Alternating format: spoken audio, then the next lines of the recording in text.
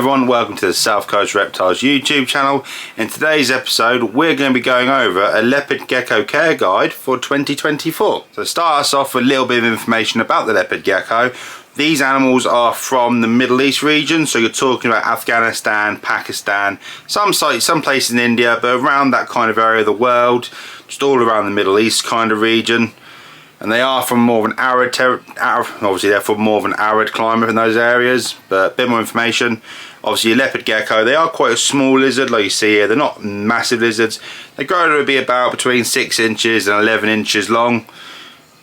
But another interesting fact about the leopard gecko is their lifespan. A leopard gecko can live for up to 15 years in captivity, and there has been reported that some people have kept them for even longer than this.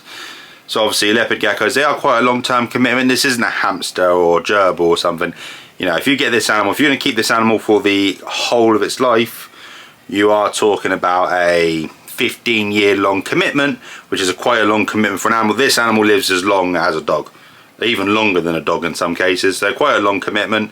So before you commit to one and buy one, just make sure you're ready for that and you know you're going to have this animal for a very long time. Right, so start you off, first I'm going to talk about are their enclosure sizes. Obviously the leopard gecko is a terrestrial lizard. What I mean by this is they're not really climbing, they're not climbing up in the trees and they're not climbing up walls. They are terrestrial.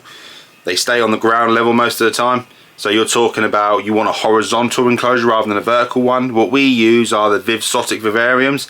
These measure out to be about 3 foot wide by a foot deep and a foot tall. So obviously this gives you around about 3 square foot's worth of foot space. That's plenty of room for an adult leopard gecko to roam around, patrol, be able to do all its business, have a water bowl in there. All the things you need you can fit in a 3 foot by 1 foot by 1 foot. They will climb a little bit, so they're not going to be climbing massively, but you know, if you have some logs, some hide, some branches, some rocks, they are going to climb up and down on them. They are going to use them, so you can give them some climbing opportunities, but they don't need them, but it's always best to provide them if you can. On another note, for younger leopard geckos, for example, you can get away with using these leopard gecko starter kits you can buy from reptile shops, like the Habitat ones and that. These are good for baby leopard geckos, like young baby to sub-adult leopard geckos, so you're talking about under a year old. But for an adult leopard gecko, I would strongly advise you're going to want we use a 3 foot. It's never a harm going bigger, but 3 foot vivarium by 1 foot by 1 foot we find perfectly fine for Lizzie, and we've had no issues with her. So I'd say that's quite a good size to have. Lighting and heating. So for the lighting and heating for a leopard gecko, a general rule of thumb is for the lighting aspects of a leopard gecko, you want to be having 12 hours on, 12 hours off. Now you can achieve this by using just a normal light bulb, but what we use here is we do use a Arcadia T5 UVB unit. I know some people say you don't need to provide UVB for a leopard gecko, but I just find it, you know, I just find out there's no harm in providing it, so I do provide it. And also the UVB light does emit visible light, so that works as a day-night light as well. So that's all fine. And then obviously using for the heat aspect of it, we do have an Arcadia deep heat projector. Now the reason why we use a deep heat projector is mainly because it does not emit any light at all. So even during, so if you leave it on during night, so for example if it gets a bit cold at night, you can set it up to like 20 degrees Celsius. And then that will obviously, if the temperature does drop below that, it will kick in and it will start heating up the enclosure, but it won't produce no light, so it's not going to disrupt their day-night pattern so much. But obviously for heating wise, an important thing is to always keep guards on your heaters.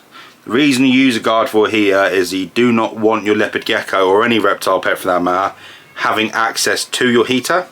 You want them to stay away from your heater so that they obviously can't burn themselves and hurt themselves on your heater. So always make sure you do have guards or some sort of barrier between your pet and your heating application, just to make sure they don't get themselves hurt. So moving on from the lighting, we're going to talk about the temperatures. Now what kind of temperatures you're going to be looking for? The temperatures we use is we've got Lizzie's deep heat projector on a thermostat, which is plugged in to be around about 30 degrees Celsius. That works out to be around about 91 degrees Fahrenheit for people that use a different thing to us. Obviously that's the basking spot temperature. Then normally as it runs down the enclosure, you got a hot side and a cool side, so your hot end is going to be around high 20 degrees Celsius or your high 80 degrees Fahrenheit, and obviously that'll taper down towards the other end of the enclosure where the temperature will naturally just drop off because you're getting further away from your heat source. For nighttime temperatures, I'll strongly recommend, if you've got a heater which doesn't emit any light, to set it to about between 18 to 20 degrees.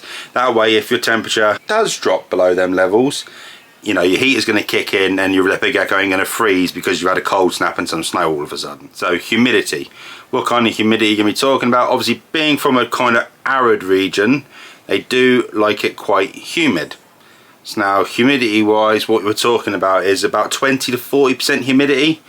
This can be quite difficult to achieve depending on where you're from, but as long as you're aiming for that kind of region, you don't need to be dead on 40, 50 degree, 20 to 40% humidity.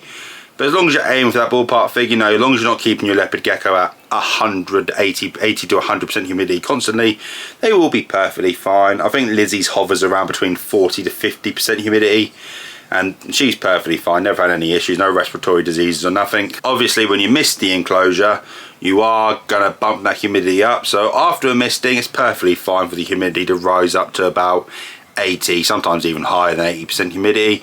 But obviously over the next couple of hours, the humidity will start to drop down because obviously your heating applications will dry the enclosure out. So that's all perfectly fine as well. The next thing we're going to be talking about is their eating, well, their diet. What does a leopard gecko eat? Now, leopard geckos, I like to say they are opportunistic insectivores. So starting on the insect side of stories, obviously leopard geckos, you can feed a wide variety of insects. You're talking locusts, dubia roaches, crickets, mealworms, Maria worms, all different kind of beetle larvae, like we use fruit beetle larvae as well. There's all different types of insects you can feed to a leopard gecko, and a quite useful tip for knowing if the size is right is, I'll get Lizzie a bit closer to the camera so you can see. As you can see, between her bumps for her two eyes, if a feeder insect is small enough that it's at its widest point, it can fit through that gap between the eyes, they can eat it. It's perfectly fine, they can eat it, there's no problems with that at all. Obviously if it's a bit wide, obviously some dubia roaches do get quite wide, so just watch out for them sometimes. But generally speaking, any insect that's the right size, they'll be perfectly fine with. When you're dealing with younger leopard geckos, you're looking at feeding them every day. About 4 to 5 feeder insects are about the right size. Then obviously once you get to adult leopard geckos, they can be anywhere from 2 to 3 days between feeding, and that's perfectly fine. Same as the young ones, just they don't require as much food constantly because they're not going through that massive growth spurt of going from a young or sub-adult up to an adult size. Just as a little side note on the feeding aspects of it, you can supplement a leopard gecko's feeding with a very rare occasional pinky mouse. Now this is done mainly as like a nutrition bomb kind of thing. So if you've got a female leopard gecko and she's just come out of a hunger strike or something else, like for some reason your leopard gecko has used a lot of resources and it needs to eat quite a bit of food, a pinky mouse can be an awful lot of fats, calcium, all the stuff a leopard gecko needs just to give them that bump up in resources, just to get them back into nice and healthy weight and everything. But this is as a treat, this is not as a constant food source. You know, this is like once every couple of months. This isn't a constant thing you'd do. Just once every couple of months. It doesn't hurt them, just as a treat. Just don't do it as a staple food source because they will get extremely fat on them and it's not good for them as a constant food source. So connected on to the feeding aspect of it, we're going to talk about supplementations. Obviously leopard geckos, like most reptiles you'll keep, most lizards you'd keep I should say, they do require extra supplementation with their food. Obviously there are two main kinds of supplementations we use. We use Calcium Pro from Arcadia. Obviously this is your calcium supplements. This makes sure they develop nice strong bones and gives them that. Then we use Arcadia Pro, which has got all different other kinds of minerals in it, which are good for the health of your leopard gecko. What we do is we just switch between them. So one feeding we'll use Calcium Pro for the calcium, next feeding use our Earth Pro for the minerals, and just keep switching between them. And that we've been doing that for the last 3 years with Lizzie, and Lizzie has not had no issues with metabolic bone disease or any other thing like that, and she's been perfectly healthy and fine. So we'll keep her for a very long time. So we've gone through most of the video now, all like the basic care requirements kind of thing. So a little bonus thing we're going to talk about is handling. Now leopard geckos, they are a soft-bodied reptile. They're not exactly, you know, they're not hard. Like, you know, if you stroke a bearded dragon or a monitor lizard or something of that nature, you can feel they're quite robust, they're quite tough. Whereas a leopard gecko, they're quite soft and fragile. So just when you're holding them, it's just simple, like I've been doing with Lizzie during this video, nice and calm, just let them be on your hand or whatever. They're not normally very quick, but just let her chill out on you. She might move around a bit, but she's not stupid, she's not going to jump off my hand. And she's perfectly fine like that. Obviously when you pick them up, just scoop them up from under themselves. just as I say you're calm. Just scoop them up from under yourself and that's perfectly fine. There ain't really no issues with it at all. Just remember, they are fragile, so don't grasp them very hard. And obviously they can lose their tail as well, so as long as you're handling them gently, you shouldn't have no problems. Like I say, she's been perfectly fine while we've been recording this. So yeah, that's it. Just as I say, you won't jump. So that is everything from us today on this episode. So please, if you've enjoyed this video or it's helped you in any way, please like and subscribe to the channel for more information videos. And if there's anything you've thought about or you want to share with us, put it down in the comment section. We'll be very happy to read your comments, and we shall see you in the next video.